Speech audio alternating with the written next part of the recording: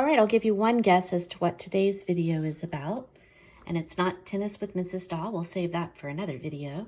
But this is a really good example of a sphere, right? And so we've already looked at our other solids, the prism, the cylinder, the cone, and the pyramid. So what about a sphere?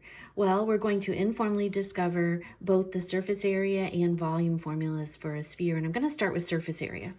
So surface area is, of course, the two-dimensional space that is covered, say, by the felt of this tennis ball. How much felt, if all these lines were filled in as well, was needed to form the tennis ball. If I could take a knife and cut it and fold it and lie it flat like a net, that would be great. But of course, that's kind of difficult to do. So what I'm going to use instead is a grapefruit that I can cut. And had we been in class together, this would have been the day that I brought in the bags of oranges and you split up into teams and you took your own orange and did this exact activity. I've abbreviated it, but the room would have smelled amazing. It's one of my favorite things we did. Anyway, sorry we're missing that. But so this grapefruit is a pretty sad example of a sphere, right? It's not very spherical, but we're gonna say close enough.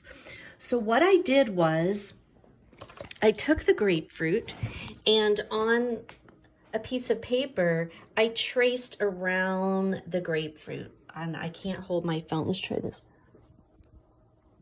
I don't think I can do this. So hold on. I just traced around the grapefruit, okay, like such. And you can see the circle that was formed. That is called the great circle. That is the largest circle that will fit in any sphere. And its radius is the same as the radius of the sphere. And I traced that on a paper several times. Then I took my grapefruit and I cut it into quarters, okay? Once I did that, I peeled all of the fruit out so that I had nothing left but shell, or the skin of the grapefruit. And I tore the skin into tiny little pieces and I laid them flat because that's what we want. We want to know what's the two-dimensional space taken up by the skin, not the 3D space. And when I did that, I was able to fill that many circles. Okay, so there you go. Visually, that is the surface area formula. Can you tell me what it is? Okay, so what you need to know is zooming in on one circle. Remember, this is a great circle. So this contains the diameter of the sphere and the radius of the sphere. What's the area of that one circle? That one circle has an area of pi r squared.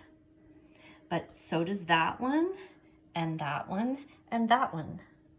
So if I add those all together, I have 4 pi r squareds, and that is the surface area for a sphere. Pretty cool, right?